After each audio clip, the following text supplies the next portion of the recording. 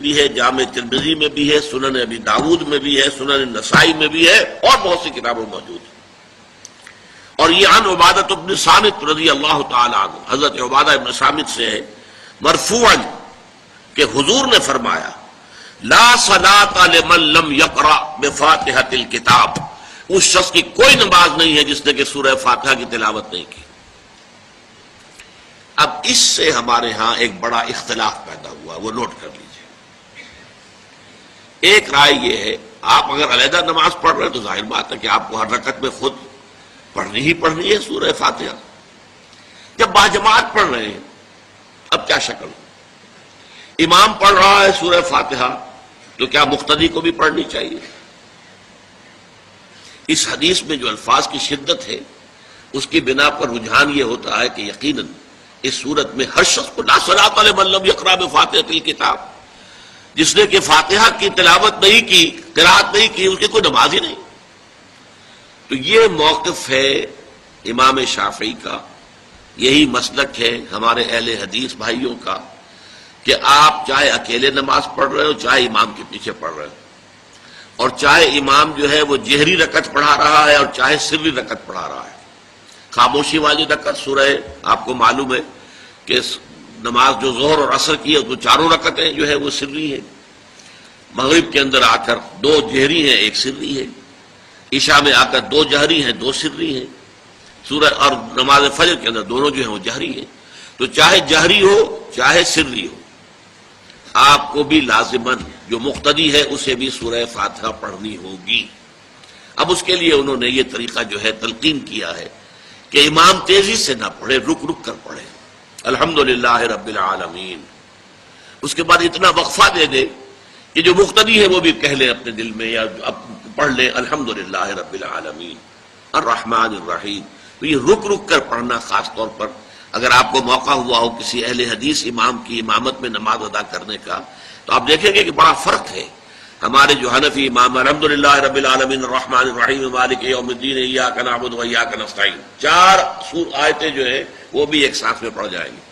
لیکن یہ کہ عام طور پر جو اہل حدیث حضرات ہیں وہ رک رک کر ٹھہر ٹھہر کر پڑھتے ہیں، ترتیل کے انداز میں پڑھتے ہیں۔ یا پھر دوسری شکل انہوں نے ایک اور کی ہے، یہ آپ سعودی عرب میں جب کبھی نماز پڑھیں گے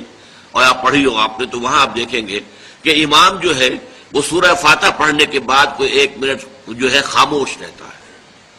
تاکہ آپ اب جو مقتدی ہیں وہ اس وقفے میں وہ اب سورہ فاتحہ پڑھ لیں، پھر وہ قرات کرے گا، کوئی اور آیات اس نے شامل کرنی ہے تو بعد میں شروع کرے گا، درمیان میں وقفہ ہوگا۔ لیکن ایک مسلک یہ ہے، اور یہ مسلک جو ہے یہ در حقیقت قرآن مجید کی ایک آیت کے اوپر مبنی ہے۔ سورہ اعراف کے آخر میں فرمایا گیا وَإِذَا قُرِئَ الْقُرْآنُ فَاسْتَمِعُوا لَهُ وَأَنصِتُوا، جب قرآن پڑھا جا رہا ہو تو توجہ سے اسے سنو، خود خاموش رہو۔ اب یہ قرآن مجید کی آیت ہے، اس کے بنا پر ایک رائے یہ ہے کہ آپ امام کے پیچھے سورہ فاتحہ نہیں پڑھیں گے، پڑھا جا رہا ہے سنو اس کو، خود خاموش رہو۔ اور اس کے لیے وہ دلیل دیتے ہیں کہ یہ شکل ایک وفد کی سی ہے، جیسے کسی بڑی شخصیت کے پاس اگر آپ کا کوئی وفد جاتا ہے، 8-10 افراد ہیں، ان میں اسپوکس مین ایک ہوتا ہے، وہ بات کرتا ہے، باقی سب لوگ موجود رہتے ہیں، سنتے ہیں۔ اسی طریقے سے امام جو ہے وہ گویا کہ آپ کا نمائندہ ہے اور وہ پڑھ رہا ہے الحمدللہ رب العالمین الرحمن الرحیم مالک یوم الدین، تو امام کی قرأت ہی آپ کی بھی قرأت ہو گئی۔ گویا کہ اس آیت سے، اس حدیث سے اختلاف نہیں ہے، اس کی تعبیر سے اختلاف ہے کہ امام کا قرأت کر لینا در حقیقت مقتدیوں کی طرف سے بھی قرأت ہے۔ اس میں جو حنفی مسلک ہے وہ بہت سخت ہے، اور وہ یہ ہے کہ چاہے سری نماز ہو اور چاہے جہری ہو، ہر کسی بھی حالت میں مقتدی جو ہے وہ سورہ فاتحہ نہیں پڑھے گا۔ اب اس میں ذرا سا سوال پیدا ہوتا ہے کہ جہری رکعت میں تو اس آیت کا اطلاق ہو جائے گا کہ وَإِذَا قُرِئَ الْقُرْآنُ فَاسْتَمِعُوا لَهُ وَأَنصِتُوا، سری میں تو اس آیت کا اطلاق نہیں ہوتا۔ بہرحال یہ مسلک ہے امام شافعی کا، ایک انتہا پر ہے، ہر صورت میں سری ہو یا جہری ہو آپ کو پڑھنی ہی پڑھنی ہے، اور امام ابو حنیفہ دوسری انتہا پر ہے کہ چاہے سری ہو چاہے جہری ہو کسی شکل میں نہیں پڑھنا۔ امام مالک کا مسلک ہے درمیان میں، اور میں اس میں کوئی جھجک محسوس نہیں کرتا کہ میں آپ کے سامنے عرض کر دوں کہ میں اس پر عمل پیرا ہوں۔ وہ کیا ہے؟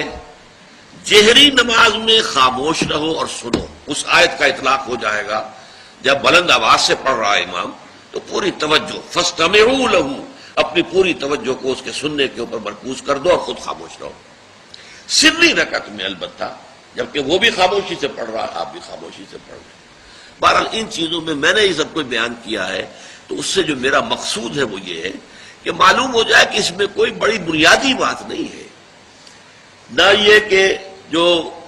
حنفی ہیں وہ اس حدیث کا انکار کرتے ہوں کہ لا صلاۃ لمن لم یقرأ بفاتحۃ الکتاب، کیسے وہ انکار کریں گے، اور نہ ہی کوئی جو حنبلی ہے یا اہل حدیث ہے وہ قرآن کی اس آیت کا اختلاف سے جو ہے وہ اختلاف کر سکتا ہے کہ اذا قرئ القرآن فاستمعوا له وانصتوا، لیکن یہ کہ اس کے پھر اس سے جو احکام کا استنباط ہے اس میں اختلاف ہو جاتا ہے، تو اس کو نہیں سمجھنا چاہیے کہ یہ کوئی بہت بڑی اہمیت والی بات ہے۔ بات کہ جو فرض نماز ہے اصل اہمیت اس کی ہے، ہمارے ہاں عام طور پر مذہبی حلقوں میں اور خاص طور پر جو ذرا متصوفانہ انداز کے رنگ کے لوگ ہوتے ہیں وہ فرض کو تو بس ایسے ہی ادا کر لیتے ہیں جیسے بس اس کی کوئی اہمیت نہیں ہے، بلکہ بعض لوگ وہ بھی ہیں کہ جو فرض کو ترک کر دیتے ہیں، نوافل پر سارا زور ہے، صرف رات کی نماز پر زور دیا جا رہا ہے، فرض نمازوں، یہ ہم نے دیکھے ہیں ایسے لوگ، بالفعل دیکھے۔ یہ تمام چیزیں جو ہیں در حقیقت اس پھر راہ نبوت سے انسان کو ہٹا دینے والی ہیں۔ فرض کتنا فرض، نفل کتنا نفل،